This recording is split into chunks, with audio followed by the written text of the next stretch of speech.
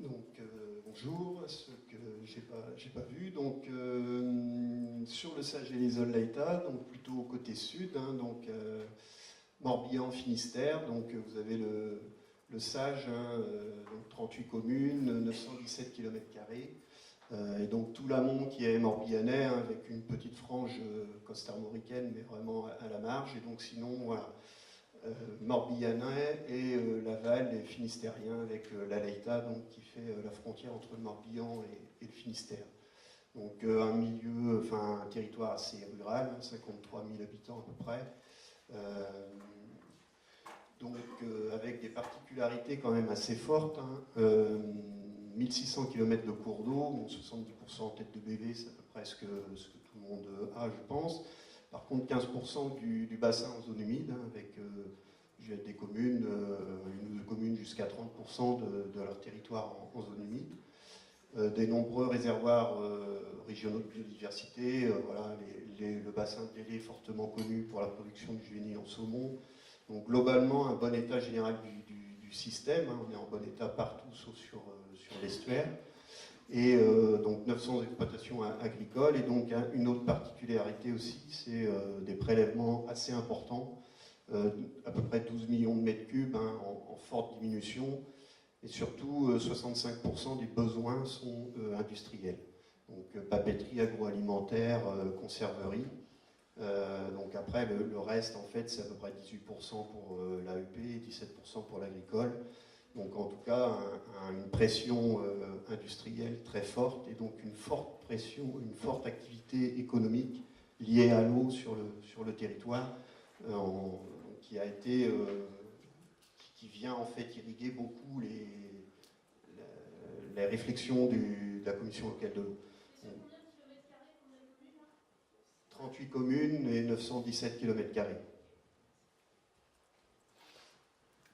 Donc au niveau des actions, des programmes en place, donc le SAGE il est approuvé depuis 2009, hein, c'était un des premiers SAGE nouvelle mouture. Un PAPI donc depuis 2016, mais qu'on a commencé à élaborer en 2014, j'y reviendrai. Deux contrats territoriaux, hein, donc un sur l'amont, un sur l'aval, portés par les EPCI. Trois territoires, enfin, trois sites Natura 2000, dont deux liés vraiment aux vallées, la Leïta et l'Élé.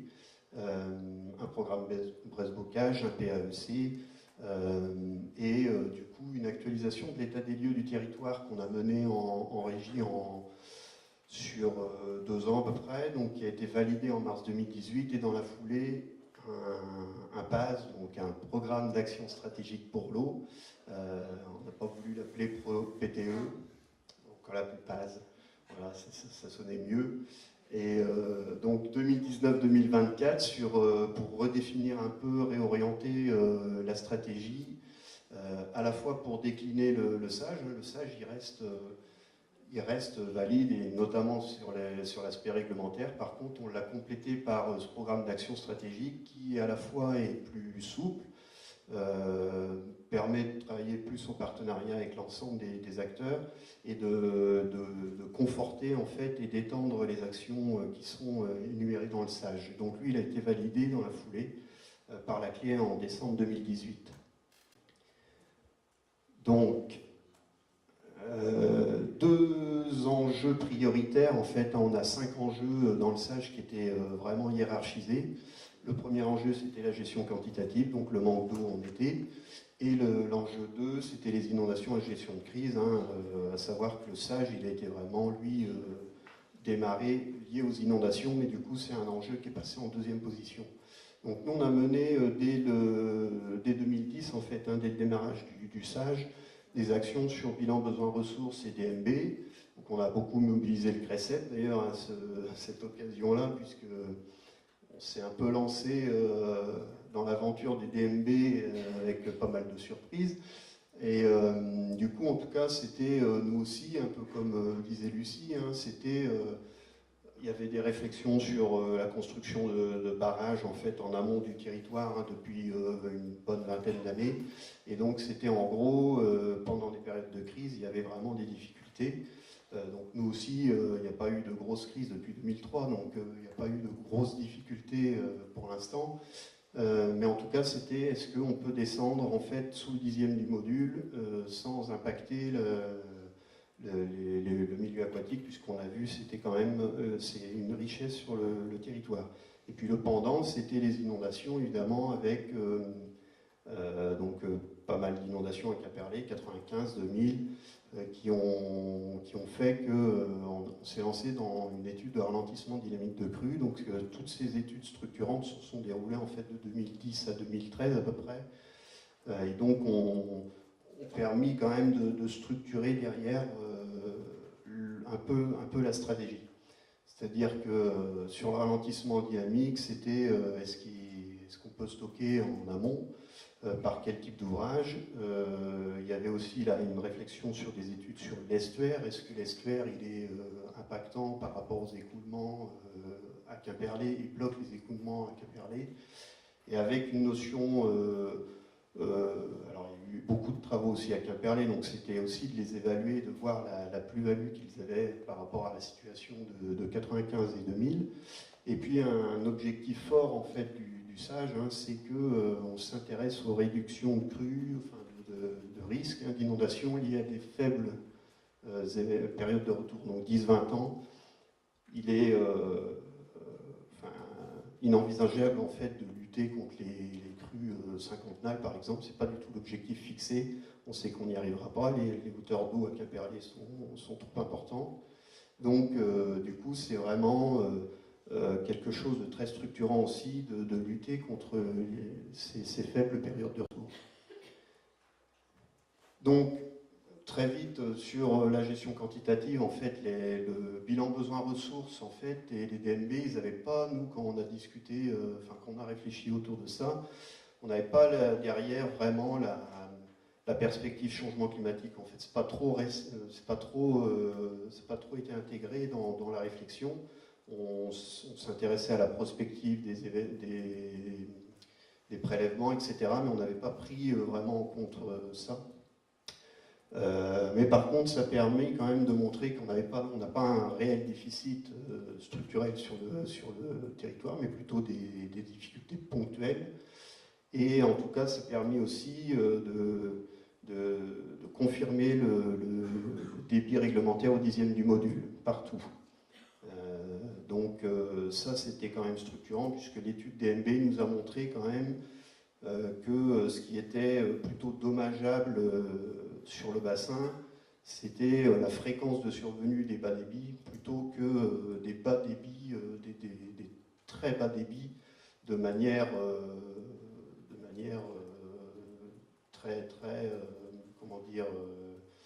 très longue, en fait, plus d'un mois. Donc, du coup, volonté de caler le 10e du module comme débit réglementaire et une vigilance accrue sur tout nouveau prélèvement en fait, qui serait autorisé. Et donc d'écarter définitivement, en fait, la principale conclusion de cette étude, c'est que on ne parle plus de barrage en amont, en tout cas. Et sur les inondations, le constat, c'est que de toute façon, Quimperlé est très fréquemment inondé, dès la Q5. Sera toujours inondable. Et donc, il n'y a pas de solution unique.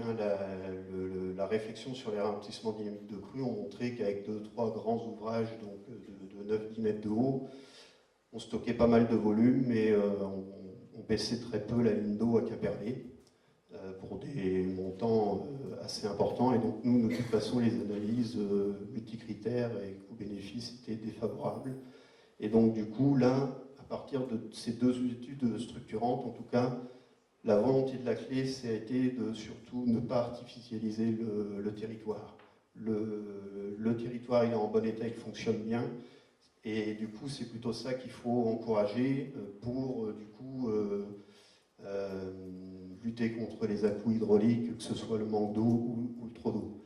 Et donc, s'appuyer sur un panel d'action douce et conforter la valeur patrimoniale du PV. Donc du coup, après, il n'y a rien de nouveau, c'est ce que tout le monde un peu en tête, le plan d'adaptation au changement climatique reprend ça aussi, c'est-à-dire que du coup, dans le PAS, on a vraiment deux axes transversaux, donc c'est s'adapter au changement climatique qui, du coup, lui, vient renforcer en fait tout ce qui a été décidé depuis 2013-2014. Et puis, par contre, mettre vraiment l'accent sur le rôle des milieux aquatiques, l'attractivité du territoire, du coup, en intégrant vraiment l'idée que la gestion des infrastructures naturelles et l'optimisation de leurs fonctions, c'était ce qui était à mettre en œuvre. Donc c'est autour de la biodiversité du sol, donc des choses sur lesquelles on n'avait pas trop travaillé encore. Tout ce qui est hydromorphologie des cours d'eau, donc on était plutôt sur des CTMA qui étaient de l'entretien, et donc on est passé de plus en plus à de la restauration morphologique de cours d'eau. Un gros travail sur les zones d'expansion de crues aussi, on y reviendra.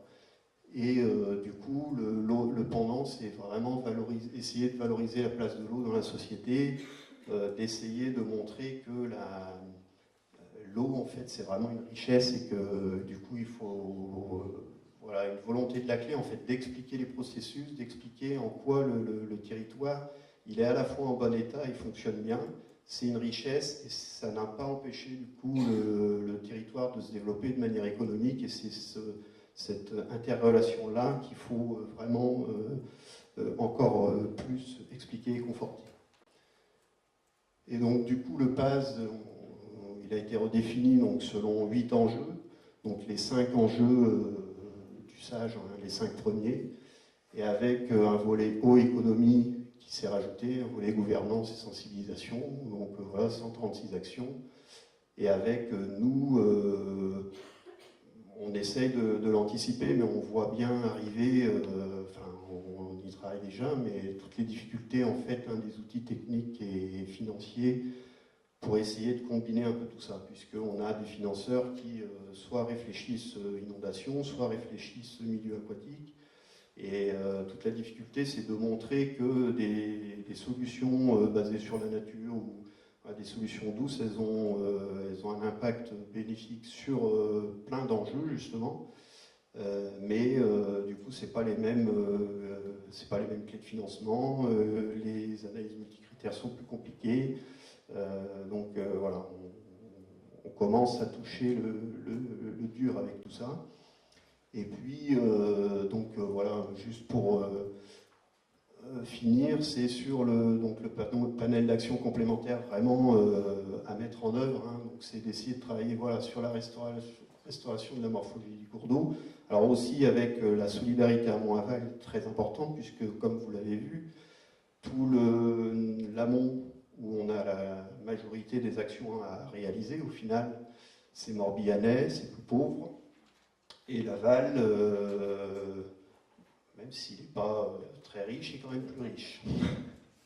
Et donc, du coup, il y a quand même une solidarité amont-aval sur laquelle on travaille et qui commence à être de plus en plus intégrée maintenant entre notamment les deux collectivités territoriales et même une frange de l'Orient Agglomération.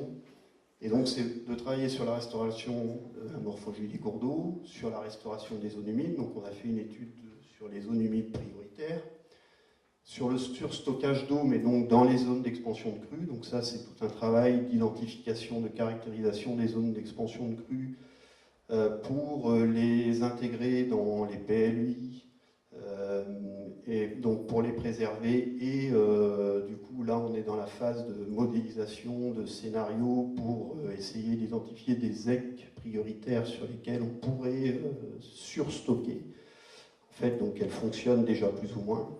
L'idée, c'est vraiment de les surstocker par des solutions douces de 2 à 3 mètres maximum, donc en combinant en fait à la fois de la restauration de zones humides, à la fois du reméandrage, à la fois du bocage, en gros d'essayer de trouver des sites où on pourrait avoir des actions combinées pour avoir plus d'efficacité. Et du coup, tout ça aussi sur des actions hein, comme les interactions haute surface ou souterraines, plusieurs en ont parlé. Nous, c'est vrai qu'on est, on est très intéressés par tous les travaux qui peuvent justement essayer de mettre en valeur ces connaissances-là, de comment on améliore en fait les interfaces entre eau souterraine et haute surface. et donc aussi sur les fonctions assurées par le sol, gestion intégrée des eaux pluviales, par des méthodes alternatives, ce sur quoi pour l'instant il n'y a pas eu un gros travail de fait. Donc voilà, je vous remercie.